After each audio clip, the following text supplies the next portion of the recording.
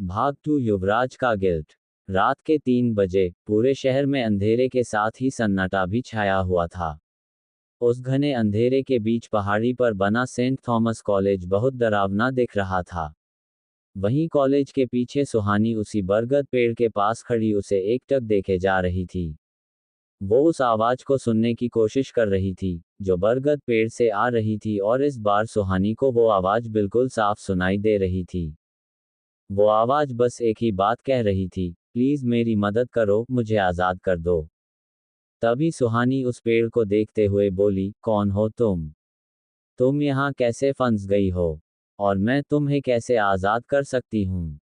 तो उस आवाज ने सुहानी को जवाब देते हुए कहा, तुम्हें इस पेड़ पर बंधे हुए लाल धागे को। सुहानी इतना ही सुन पाई थी कि तभी किसी ने पीछे से उसके कंधे पर हाथ रख दिया। सुहानी ने फौरन पीछे मुड़कर देखा और युवराज को अपने सामने खड़े देखकर हैरान रह गई। युवराज को देखकर सुहानी बुरी तरह से डर गई और फिर उसकी नींद खुल गई। नींद से जगते ही सुहानी ने परेशान होकर अपने आसपास देखा तो वो इस वक्त भी अपने बेड पर ही थी। वो उठकर बैठ गई और अपने सिर पर हाथ रखते हुए बोली, फिर से सपना।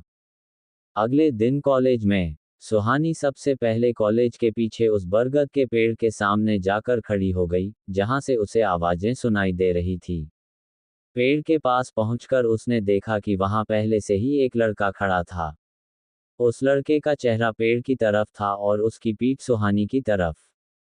सुहानी को उसका चेहरा दिखाई नहीं दे रहा था। ये देखकर सुहानी अपने मन में बोली, यहां तो किसी को भी आना अलाउड नहीं है, फिर ये कौन है? सुहानी धीरे धीरे चलकर उस लड़के के ठीक पीछे जाकर खड़ी हो गई और उस लड़के को इस बात का एहसास तक नहीं हुआ। वो तो बस उस पेड़ को ही देखे जा रहा था। तभी उस लड़के ने पेड़ को देखते हुए कहा, सॉरी सृष्टि, तुम्हारी इस हालत का जिम्मेदार सिर्फ और सिर्फ मैं हूं।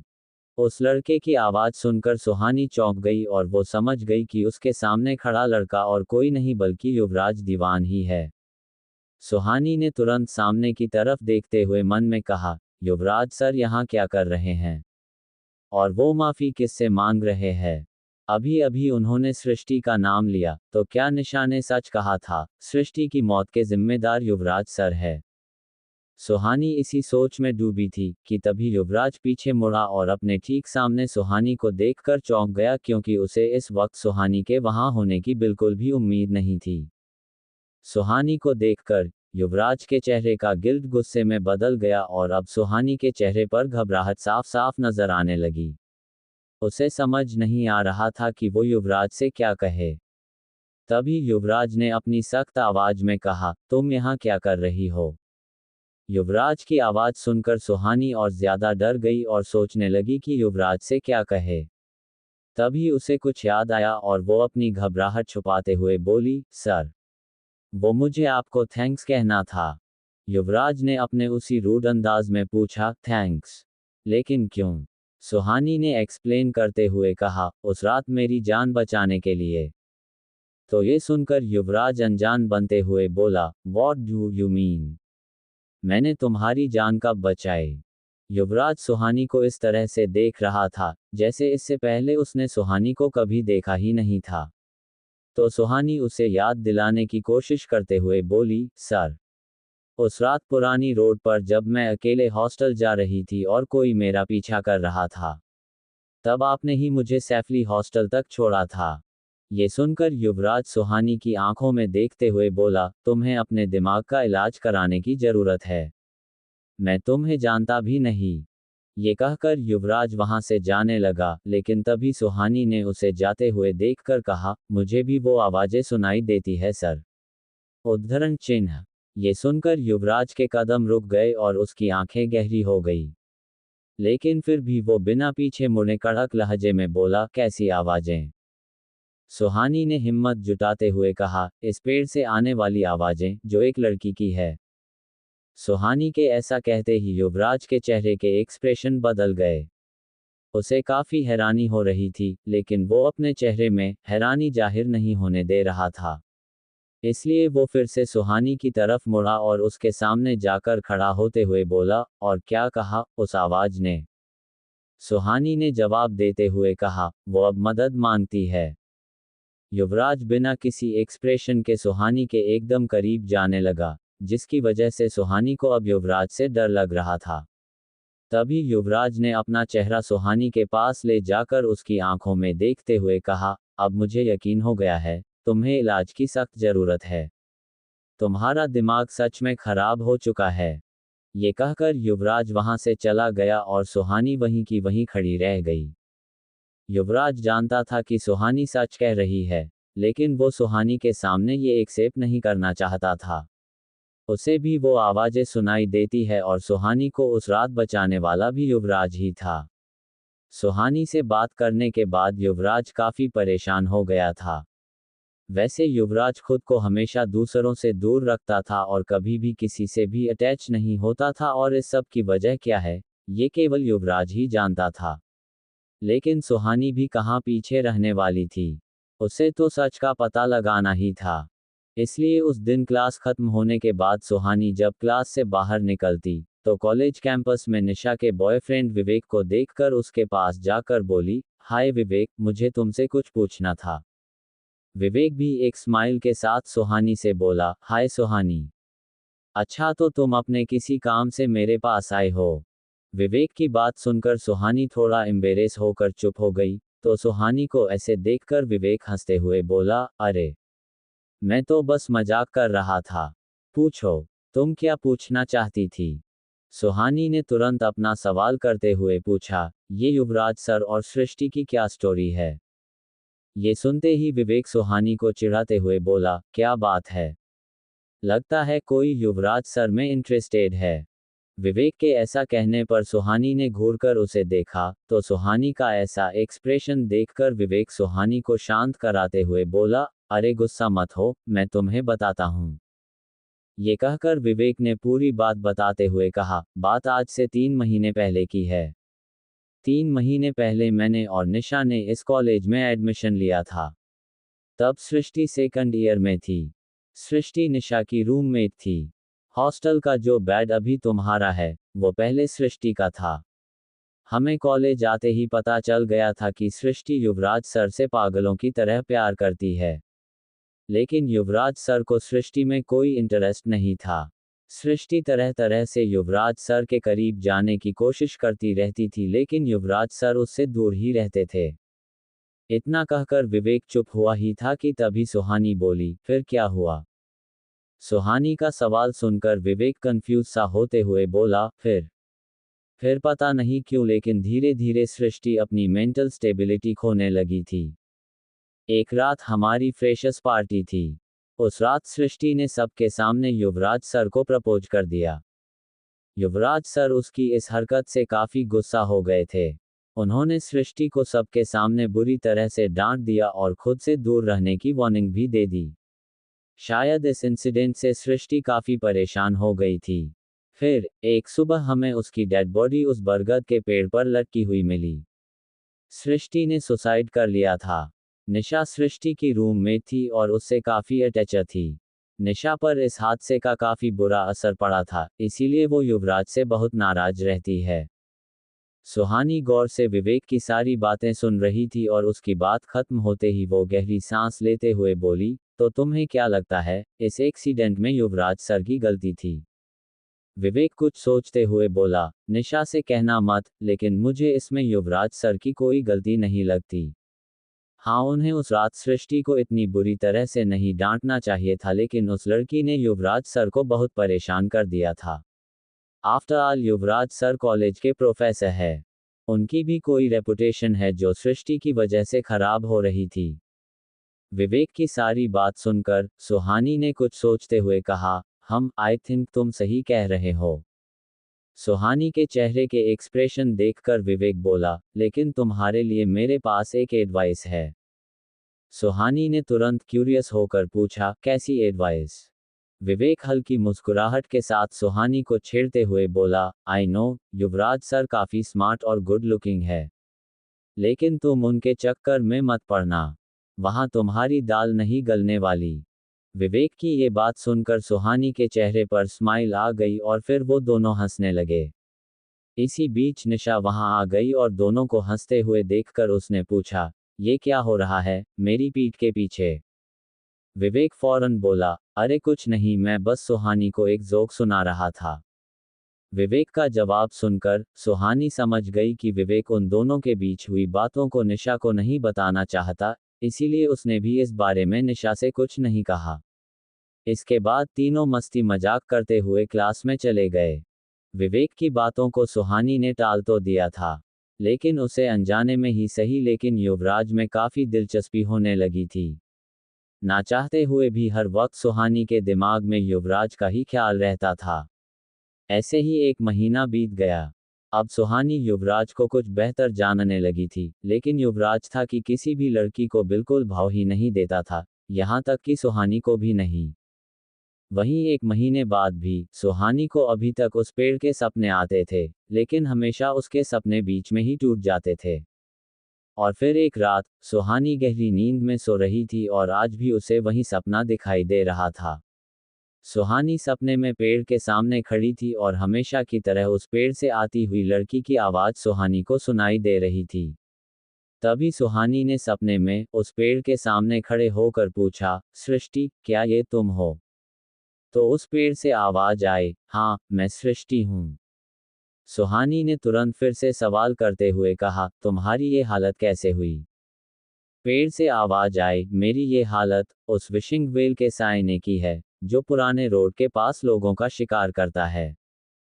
ये सुनते ही सुहानी हैरान होकर बोली, तो क्या वो कहानी सच है? तुम्हारी मौत की वजह वो साया है? उस पेड़ से आवाज आई, हाँ ये सच है। तो सुहानी ने परेशान होते हुए पूछा, लेकिन मैं इसमें तुम्हारी मदद कैसे कर सकती हूँ? उस पेड़ से फिर से आवाज आई, मुझे तंत्र विद्या से यहाँ बांध दिया गया है, जिस वजह से मुझे मुक्ति नहीं मिल रही है। इस पेड़ पर जो लाल रंग का धागा बंधा है, उसे तुम्हें कल रात 12 बजे खोलना होगा। ऐसा करते ही मैं मुक्त हो जाऊंगी। पर ध्यान रखना, वो साया तुम्हें ऐसा करने से रोकने की कोशिश करेगा।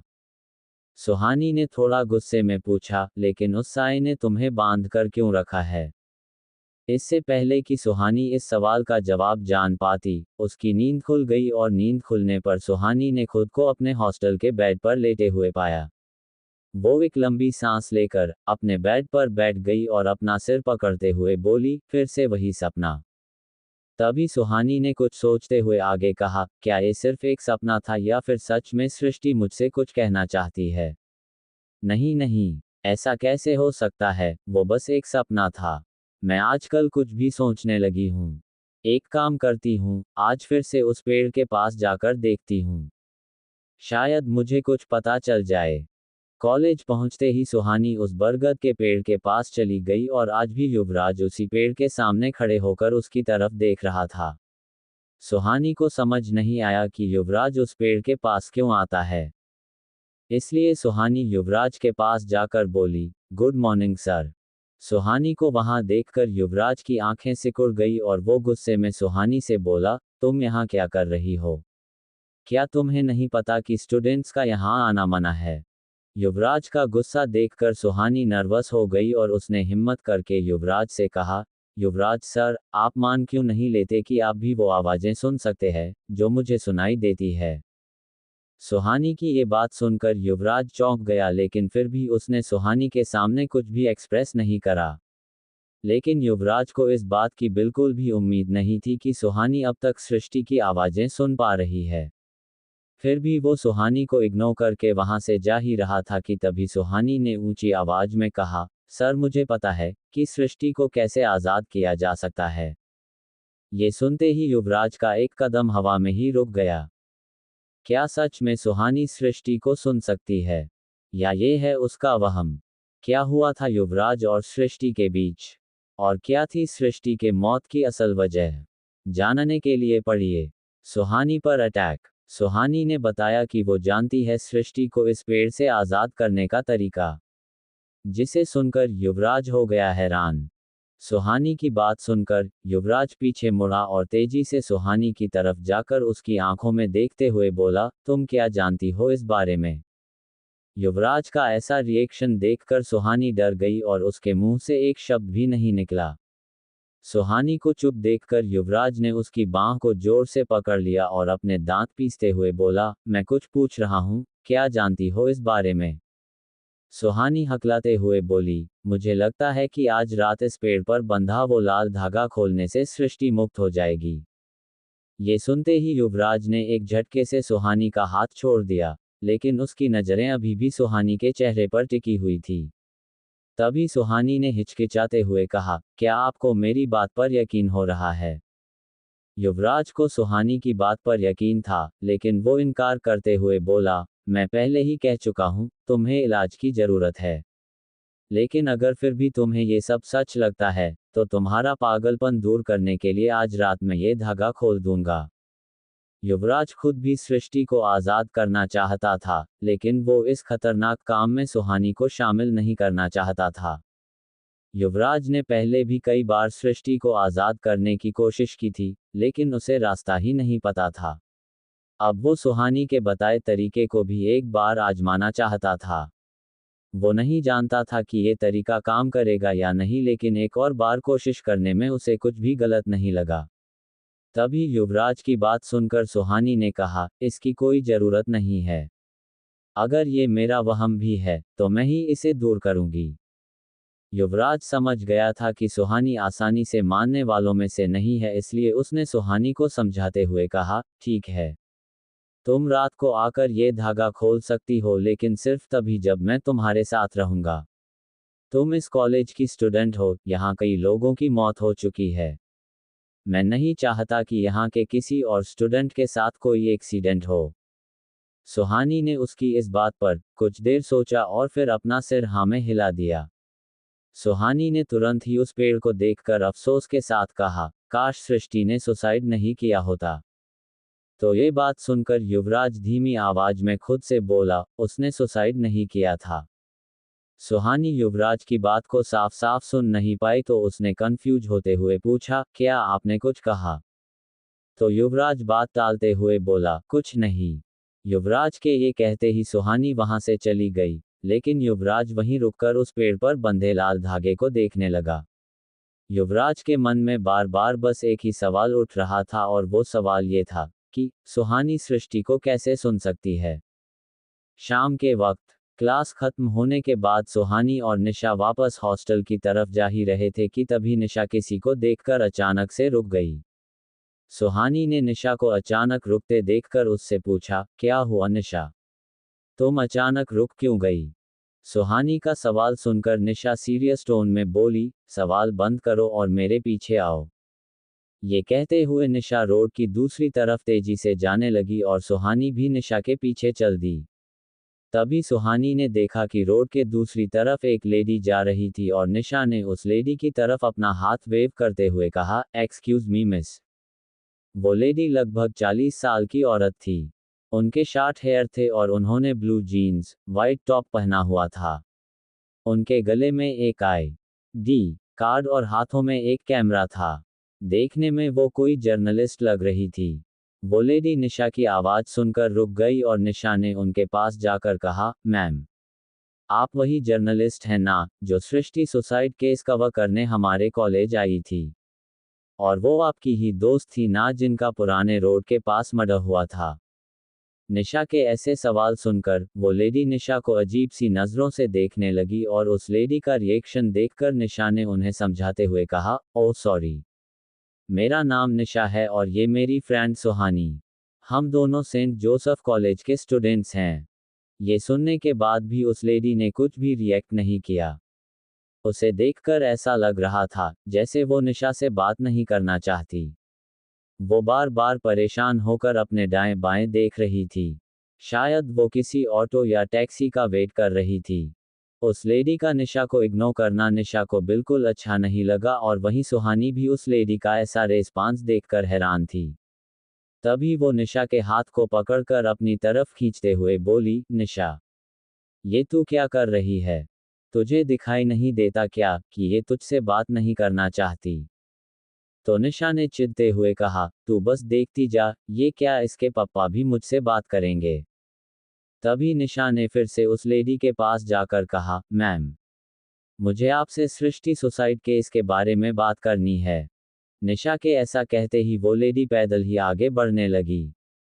उन्हें देखकर ऐसा लग रहा था जैसे वो बस निशा से दूर जाना चाहती हो। वो लेडी बड़ी तेजी से आगे बढ़ रही थी और निशा उसे आवाज लगाते हुए उसके पीछे पीछे जा रही थी। वहीं सुहानी भी निशा के पीछे चलते जा रही थी।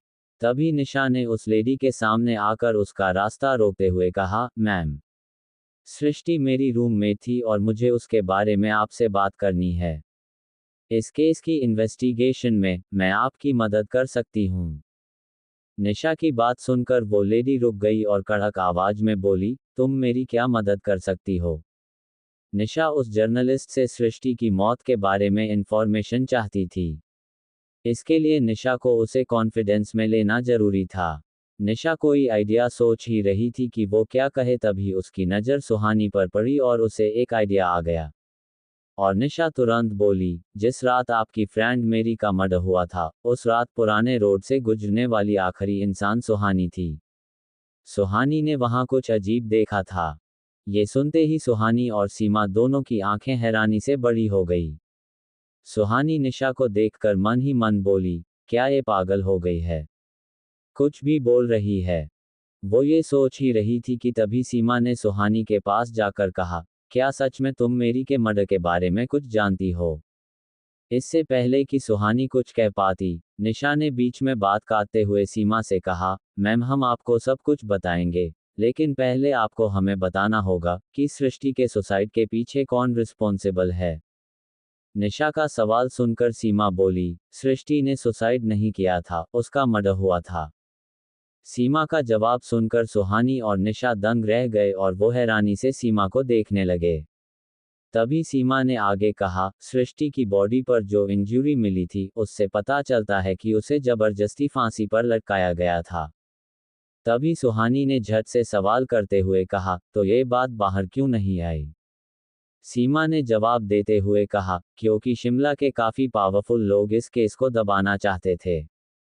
सीमा निशा और सुहानी के सभी सवालों का सही सही जवाब दे रही थी क्योंकि उसे उम्मीद थी कि सुहानी उसे उसके दोस्त के मर्डर के बारे में कुछ इन्फॉर्मेशन देने वाली है। सीमा की बात सुनकर निशा बौखलाते हुए पूछा, वो कौन लोग हैं जो इस केस को दबाना चाहते हैं? सीमा ने उन लोगों का नाम बताते हुए कहा, मिस पद। वो इतना ही कह पाई थी कि तभी उसके गले में तेज दर्द होने लगा और उसने कसकर अपना गला पकड़ लिया। इससे पहले कि निशा और सुहानी कुछ समझ पाते, सीमा बेहोश होकर जमीन पर गिर गई। सीमा के जमीन पर गिरते ही निशा और सुहानी उसे हॉस्पिटल ले गए और वहां ले जाकर उन्होंने उसे एडमिट करा दिया और उसकी फैमिली को इन्फॉर्म करने के बाद वो दोनों हॉस्टल के लिए निकल गए। डॉक्टर ने सीमा को किसी भी तरह का स्ट्रेस देने के लिए मना किया था, इस वजह से निशा और सुहानी ने उसे और कोई भी सवाल नहीं किया। रात के 9 बजे निशा और सुहानी रोड पर चल रही थी। चारों तरफ अंधेरा और सन्नाटा था और दोनों अपने अपने मोबाइल की फ्लैशलाइट की मदद से ही रास्ते को देख पा रही थी। तभी सुहानी को अचानक से उसी भारीपन का एहसास हुआ जैसा उस रात पुरानी रोड पर हुआ था। यह एहसास होते ही सुहानी को डर लगने लगा और उसने घबराते हुए निशा से कहा, निशा, तुझे कुछ महसूस हो रहा है क्या? निशा ने जवाब देते हुए कहा, हाँ यार, ठंड बहुत लग रही है और भूख तो उससे ज्यादा ही लग रही है। ये सुनकर सुहानी चिढ़ते हुए बोली, अरे वो नहीं इडियट, तुम्हें हमारे आसपास किसी के होने का एहसास नहीं हो रहा है क्या? ये सुन निशा सुहानी का मजाक उड़ाते हुए बोली, ये लो मैडम को यहाँ भी भूत दिखने लगे। तभी निशा कुछ सोचते हुए आगे बोली, मैं क्या सोच रही हूँ, आज ये आत्मा दिख ही जाए। हम उसका ऑटोग्राफ लेकर पूरे शहर में उसकी कॉपी बेचेंगे। तुम्हें पता है इससे हम कितने अमीर।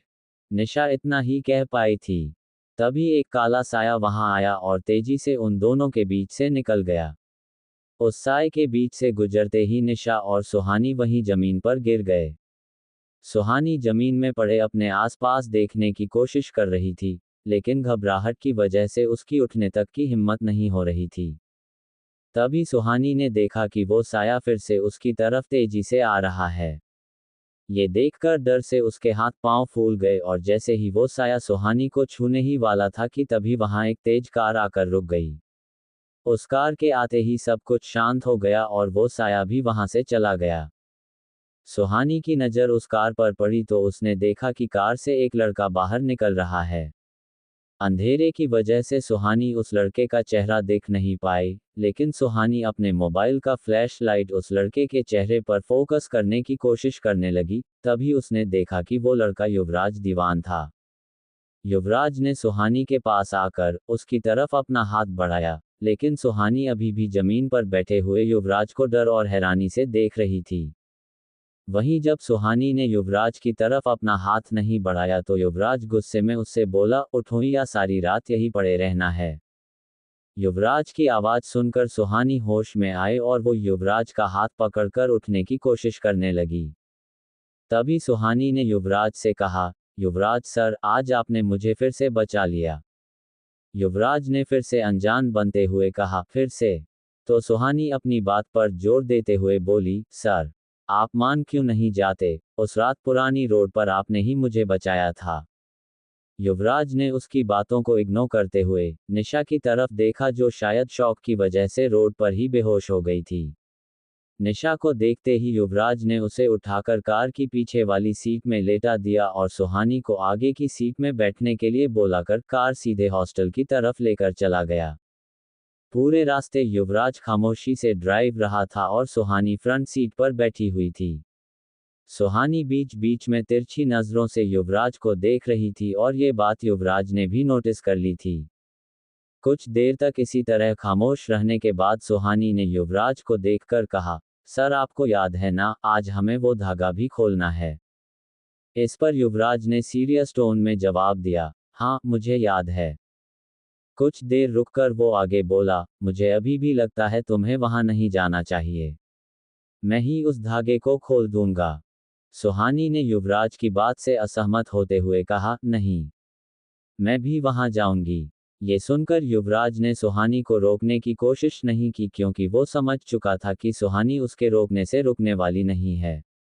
तभी युवराज ने ध्यान दिया कि सुहानी काफी परेशान लग रही है।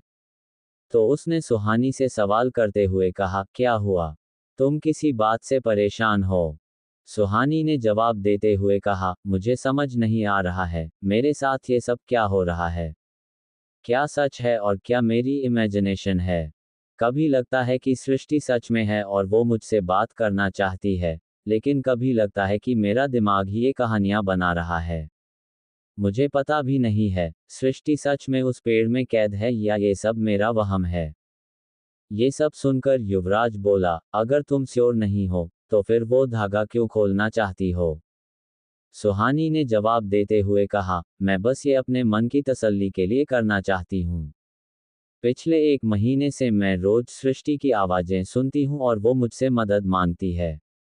अगर सृष्टि सच में है तो मैं उसकी मदद करना चाहती हूँ और अगर ये मेरा वहम है तो भी मैं खुद को इससे आज़ाद करना चाहती हूँ। सुहानी की ये बातें सुनकर युवराज ने उससे आगे कुछ नहीं कहा और कुछ ही देर में वो तीनों हॉस्टल पहुंच गए। वहां पहुंचते ही सुहानी निशा को हॉस्टल के अंदर लेकर जाने लगी तो तभी युवराज वहां से जाते हुए बोला, मैं 11:30 बजे तुम्हें पिक करने आ जाऊंगा। तो सुहानी ने अपना सिर हाँ में हिला दिया और युवराज वहां से चला गया। तभी कार ड्राइव करते हुए युवराज ने अपने मोबाइल से किसी को कॉल करते हुए कहा, सुहानी शर्मा नाम की लड़की की कल सुबह से पहले नींद नहीं खुलनी चाहिए। ये कहकर युवराज ने कॉल कट कर दिया। आखिर किसको किया था युवराज ने ये कॉल? क्या युवराज और सुहानी सृष्टि को कर पाएंगे उस पेड़ से आजाद, या पड़ जाएंगे किसी नई मुसीबत में? निशा का प्लान। सुहानी और निशा को सही सलामत हॉस्टल छोड़ने के बाद युवराज ने किसी को कॉल करके सुहानी के कल सुबह तक ना जागने का इंतजाम करने को बोल दिया। रात को 12 बजने में सिर्फ 10 मिनट बाकी थे और सुहानी अब तक कॉलेज नहीं पहुंची थी। युवराज अकेले उस बरगद के पेड़ के सामने खड़ा था और उस लाल धागे को खोलने के लिए आगे बढ़ रहा था। लेकिन तभी उसके कदम खुद ब खुद रुक गए और उसने अपने सामने हवा में झूलते हुए एक साए को देखा। वो काले धुएं की तरह दिखाई दे रहा था और उसका शेप किसी इंसान के जैसा था। घने अंधेरे के बीच वो साया बहुत भयानक दिखाई दे रहा था। तभी युवराज को उस साए की गुर्राती हुई आवाज सुनाई दी, तुम्हारी इतनी हिम्मत कैसे हुई मुझसे टकराने के बारे में सोचने की। उस साय को अपने सामने देखकर युवराज ने बिना कुछ बोले अपना रास्ता बदल लिया और वो तेजी से उस पेड़ की तरफ बढ़ गया। तभी वो काला साया फिर से पेड़ और युवराज के बीच आकर खड़ा हो गया। तो ये देखकर युवराज ने गुस्से से अपनी मुट्ठी कस ली।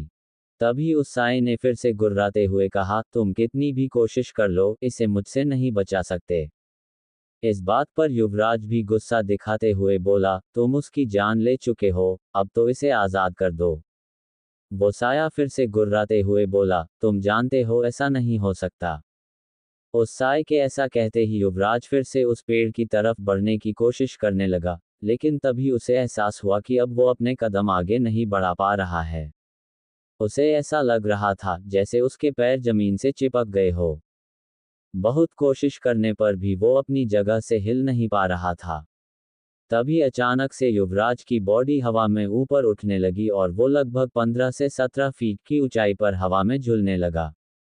और तभी वो साया युवराज के बिल्कुल करीब आकर बोला, क्या अब भी तुम उस लड़की की आत्मा को आजाद करना चाहते हो? युवराज ने जवाब देते हुए कहा, हाँ, और आज मैं उसे आजाद करके ही रहूंगा। ये कहते हुए युवराज के चेहरे पर डर का कोई भी भाव नहीं था। उसे देखकर ऐसा लग रहा था जैसे उसे अपनी जिंदगी की कोई परवाह ही नहीं है। वहीं युवराज के ऐसा कहते ही वो अचानक से तेजी से जमीन पर जा गिरा, क्योंकि उस साए ने युवराज को बहुत जोर से नीचे जमीन पर पटक दिया था। जमीन पर गिरते ही युवराज फौरन उठ गया और फिर से उस पेड़ के तरफ बढ़ने लगा। युवराज की हिम्मत देखकर उस साए का गुस्सा और भी बढ़ गया। तभी चलते चलते युवराज जमीन पर जा गिर और वो साया युवराज को घसीटते हुए पुराने रोड के पास लेकर जाने लगा। युवराज के बहुत कोशिश करने के बाद भी उस साए ने युवराज को वहां से नहीं जाने दिया और उसे अपने साथ पूरी तरह उलझाए रखा। कभी वो युवराज को उठाकर पटक देता, तो कभी उसके रास्ते में पेड़ गिराकर उसे रोक लेता। वो युवराज को बस कुछ समय तक वहीं रोक कर रखना चाहता था और यही करते हुए काफी समय बीत गया। तभी उस साए ने एक बार फिर से युवराज को हवा में उठाकर दूर फेंक दिया, जिसकी वजह से युवराज एक बड़े से पेड़ से टकराकर नीचे गिर गया। तभी युवराज की रिस्ट वॉच का अलार्म बजने लगा। युवराज ने अपनी घड़ी देखी और उसकी सांसें तो जैसे रुक सी गई, क्योंकि अब रात के 1 बज चुके थे। तभी युवराज को सामने से उस साए की आवाज सुनाई दी, वो वक्त जा चुका है, अब तुम उसे आजाद नहीं कर सकते। अब ये रात 1 साल बाद आएगी। अब उस लड़की को मेरी कैद से आजाद कराने की कोशिश तुम 1 साल बाद करना। ये कहकर वो साया हवा में ही कहीं गायब हो गया और उस साए के जाते ही युवराज गुस्से में जोर से चीखने लगा। उसके चीखने की आवाज इस वक्त पूरे जंगल में गूंज रही थी।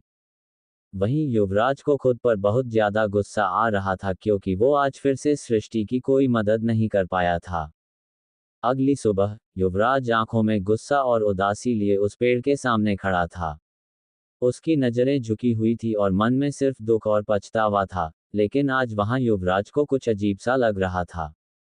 आज वो सृष्टि की मौजूदगी महसूस नहीं कर पा रहा था और ना ही उसे सृष्टि की कोई आवाज सुनाई दे रही थी। युवराज ने उस पेड़ को गौर से देखा और उसकी आंखें हैरानी से चौड़ी हो गई, क्योंकि उस पेड़ पर अब वो लाल धागा नहीं बंधा था। युवराज हैरान होते हुए खुद से बोला, वो धागा कहाँ गया? पेड़ पर धागा ना देखकर युवराज ये तो समझ गया था कि सृष्टि अब मुक्त हो चुकी है, लेकिन वो ये नहीं समझ पा रहा था कि उसे आजाद किया किसने। युवराज हैरानी से उस पेड़ को ही देख रहा था कि तभी उसे पीछे से एक लड़की की आवाज सुनाई दी, कल रात वो धागा मैंने खोल दिया था। इस आवाज को सुनते ही युवराज ने पीछे मुड़कर देखा तो उसके सामने सुहानी खड़ी थी। सुहानी को देखकर युवराज चौंक गया तो सुहानी उसके पास आकर बोली, युवराज सर, कल रात आप मुझे लेने क्यों नहीं आए? मैंने काफी टाइम तक आपका वेट किया, फिर जब आप नहीं आए तो मैंने खुद ही यहाँ आकर वो लाल धागा खोल दिया। युवराज इस वक्त इतना हैरान था कि वो कुछ बोल ही नहीं पा रहा था। तभी सुहानी आगे बोली, मुझे लगता है कि सृष्टि की आवाज उसका सपना, ये सब मेरा वहम था। अगर वो सब सच होता तो कल रात मैं इतनी आसानी से वो धागा नहीं खोल पाती। शायद मैं सृष्टि की स्टोरी में इतना खो गई थी कि वो सब मुझे दिखाए और सुनाई देने लगा था। कल धागा खोलने के बाद मुझे अच्छी नींद आए और मुझे कोई सपना भी नहीं आया। युवराज अब भी हैरान होकर सुहानी की सारी बातें सुन रहा था। उसके मन में इस समय यही सवाल चल रहा था कि कल नींद की दवा खाने के बाद भी सुहानी यहाँ कैसे पहुंच गई। तभी वो बात को बदलते हुए बोला, अब निशा कैसी है? क्या उसे होश आया? सुहानी एक गहरी सांस लेकर बोली, हाँ, कल रात को उसे होश आया था। वो कुछ अजीब सी बातें कर रही थी। फिर वो मेरा खाना खा गई और फिर से सो गई, उसके बाद अब तक नहीं उठी है। सुहानी की बात सुनकर युवराज को समझ आ गया कि जिस खाने में नींद की दवा मिलाई गई थी उसे निशा ने खा लिया था और कल रात सुहानी को उस साये ने इसलिए नहीं रोका क्योंकि उस वक्त वो साया युवराज के साथ उलझा हुआ था।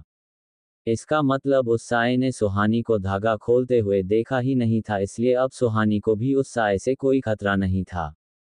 युवराज यही सब सोच रहा था कि तभी सुहानी बोली, युवराज सर, आपने बताया नहीं, कल रात आप मुझे लेने क्यों नहीं आए? युवराज अपने ख्यालों से बाहर आया और बहाना बनाते हुए बोला, कल रात मैं सो गया था। I am sorry. इस पर सुहानी ने बस हमम में जवाब दिया और चुपचाप वहां से चली गई। सुहानी को लग रहा था कि सृष्टि की आवाज उसका वहम था और युवराज उसकी ये गलतफहमी बने रहने देना चाहता था, इसलिए उसने सुहानी को कुछ भी सच बताना जरूरी नहीं समझा। अगली सुबह सुहानी, निशा और विवेक कॉलेज कैंपस में खड़े बातें कर रहे थे। तभी एक बड़ी सी ब्लैक कार वहां आकर रुकी और पद्मिनी सिंघानिया उससे बाहर निकली। पद्मिनी के गाड़ी से उतरते ही सबकी नज़र उस पर चली गई और तभी उस कार के दूसरी तरफ से लगभग 55 साल का एक आदमी बाहर निकला। फिर वो दोनों लोग सीधे कॉलेज के अंदर चले गए।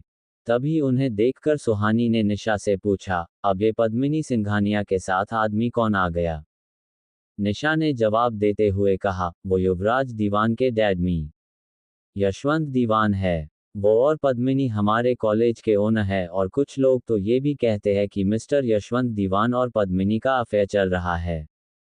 सुहानी हैरानी से निशा की बातें सुन रही थी कि तभी विवेक बीच में बोला, तुम्हें पता है सुहानी, मिस्टर यशवंत दीवान के बारे में एक स्टोरी बहुत फेमस है। ये सुनकर सुहानी ने क्यूरियस होकर पूछा, कैसी स्टोरी? विवेक ने फुल इंटरेस्ट के साथ बताते हुए कहा, यहाँ के लोग कहते हैं कि कुछ सालों पहले मिस्टर यशवंत दीवान बहुत गरीब हुआ करते थे और फिर उन्हें विशिंग वेल से ये सब शान और शौकत मिली है।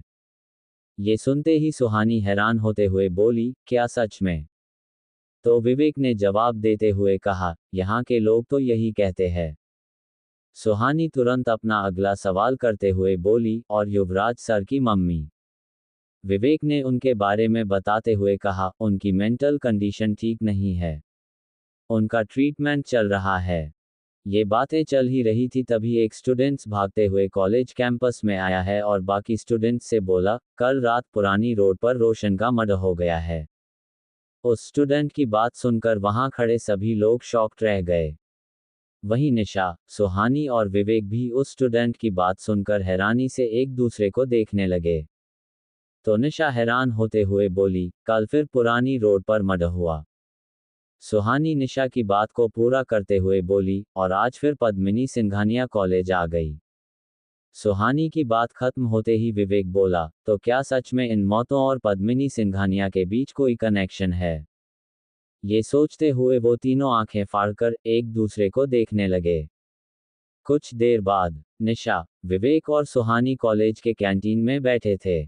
उनके सामने प्लेट पर चीज सैंडविच रखा हुआ था, जो निशा का फेवरेट था, लेकिन किसी से भी कुछ खाया नहीं जा रहा था और तीनों खामोशी से बैठकर कुछ सोच रहे हैं। आज पूरे कॉलेज का माहौल कुछ ऐसा ही था। रोशन कॉलेज का 10वां स्टूडेंट था, जिसकी मौत उस विशिंग वेल के पास हुई थी। उन तीनों के बीच की खामोशी को तोड़ते हुए विवेक बोला, यार अब तो मुझे भी लगने लगा है कि पद्मिनी मैम का इन मर्द से कुछ तो कनेक्शन जरूर है।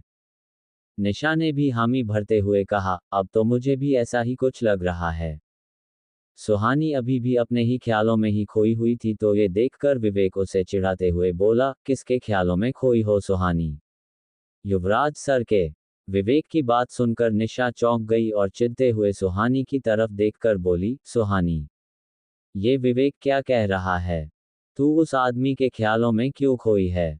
ये सुनकर सुहानी हड़बड़ा गई और विवेक को भी एहसास हो गया कि उसे निशा के सामने ऐसा कुछ नहीं कहना चाहिए था। तभी सुहानी बात को संभालते हुए बोली, निशा तुम्हें याद है जर्नलिस्ट सीमा जी ने हमसे क्या कहा था? सुहानी के कहने पर निशा अपना सिर खुजाते हुए अपने दिमाग पर जोर देकर बोली, हाँ याद आया, उन्होंने कहा था कि शिमला के कुछ बड़े लोग हैं जो सृष्टि मर्डर केस को दबाना चाहते हैं। ये सुनकर विवेक लगभग चीखते हुए बोला, क्या सृष्टि का मर्डर हुआ था? ये सुनते ही सुहानी और निशा ने उसे धीरे बोलने का इशारा किया तो विवेक चुप होकर आसपास बैठे लोगों को देखने लगा। तभी सुहानी बात को आगे बढ़ाते हुए निशा से बोली, निशा, सीमा जी जब उन लोगों का नाम बता रही थी तो उन्होंने केवल एक वर्ड कहा था और तभी उनकी तबीयत खराब हो गई थी। तुम्हें याद है उन्होंने क्या कहा था? सुहानी का सवाल सुनकर निशा ने फिर से अपने दिमाग पर जोर दिया और कुछ देर याद करने की कोशिश करने के बाद वो बौखलाते हुए बोली, ओह शिट, कहीं वो पद्मिनी सिंघानिया तो नहीं कहना चाह रही थी? सुहानी घबराकर निशा की आंखों में देखते हुए बोली, हो सकता है। सुहानी की बात सुनकर विवेक बोला, तो तुम ये कहना चाहती हो कि सृष्टि सुसाइड केस को पद्मिनी सिंघानिया दबाना चाहती थी? ये सुनकर सुहानी ने अपना सिर हाँ में हिला दिया तो विवेक हैरान होते हुए बोला, लेकिन वो ऐसा क्यों करेगी? विवेक के इस सवाल पर निशा कुछ सोचते हुए बोली, अब तो इस पजल को सॉल्व करने का सिर्फ एक ही तरीका है। निशा की बात सुनकर सुहानी और विवेक उसे सवालिया नजरों से देखने लगे तो निशा अपनी पूरी हिम्मत जुटाते हुए बोली, सब कुछ उस विशिंग वेल से जुड़ा हुआ है और उस रात के बारे में पता लगाने के लिए हमें उसी विशिंग वेल के पास जाना चाहिए। निशा की ये बात सुनकर सुहानी और विवेक हक्के बक्के रह गए और वो आंखें फाड़कर उसे देखने लगे। डर के मारे विवेक के माथे पर पसीना आने लगा और वो हकलाते हुए बोला, तुम लोग पागल हो गई हो क्या? खुद तो मरना चाहती ही हो और हमें भी मारना चाहती हो। तुम्हें पता है ना, रात में जो कोई भी उस रास्ते पर जाता है वो जिंदा नहीं बचता। विवेक के सवाल सुनकर निशा ने सुहानी की तरफ इशारा करते हुए कहा, सुहानी तो जिंदा बच गई थी ना? इसका मतलब वहां सभी नहीं मरते। ये सुनकर विवेक परेशान सा होकर सुहानी को देखते हुए बोला, सुहानी, ये लड़की पागल हो गई है, चलो यहां से चलते हैं। विवेक की बात सुनकर सुहानी कुछ देर खामोश रही और फिर एक गहरी सांस लेकर बोली, मुझे लगता है हमें ये चांस लेना चाहिए। सुहानी की बात सुनकर निशा के चेहरे पर स्माइल आ गई, लेकिन वहीं विवेक खुद में ही बड़बड़ाते हुए बोला, विवेक भाई तू भाग ले यहाँ से वरना दोनों पागल औरतें तुझे मरवा देंगी। विवेक की घबराई हुई हालत देखकर निशा उसे समझाते हुए बोली, तुम चलो या ना चलो, मैं और सुहानी आज रात 10 बजे उस विशिंग वेल के पास जा रहे हैं। हमें अब इन्वेस्टिगेशन करना है। ये कहकर निशा ने सुहानी का हाथ पकड़ा और कैंटीन से बाहर चली गई और विवेक वहां अपना सिर पकड़कर बैठा रह गया। शाम के वक्त ज्यादातर स्टूडेंट्स कॉलेज से जा चुके थे, इसलिए कॉलेज अब लगभग खाली हो गया था। सुहानी भी अपना काम खत्म करके कॉलेज हॉल से गुजर रही थी। लेकिन तभी चलते चलते सुहानी एक स्टोर रूम के दरवाजे के पास से गुजरी और अचानक से उस स्टोर रूम का दरवाजा खुल गया। उस दरवाजे के खुलते ही रूम के अंदर से एक हाथ बाहर निकला और उसने सुहानी को अंदर खींच लिया। सुहानी घबराकर चीख ही रही थी कि तभी एक हाथ ने उसके मुंह को कसकर बंद कर दिया। कौन था सुहानी को स्टोर रूम के अंदर खींचने वाला इंसान? क्या सुहानी फिर से पड़ गई थी किसी मुसीबत में? और आखिर क्या होगा जब निशा और सुहानी जा पहुंच गए विशिंग वेल के पास?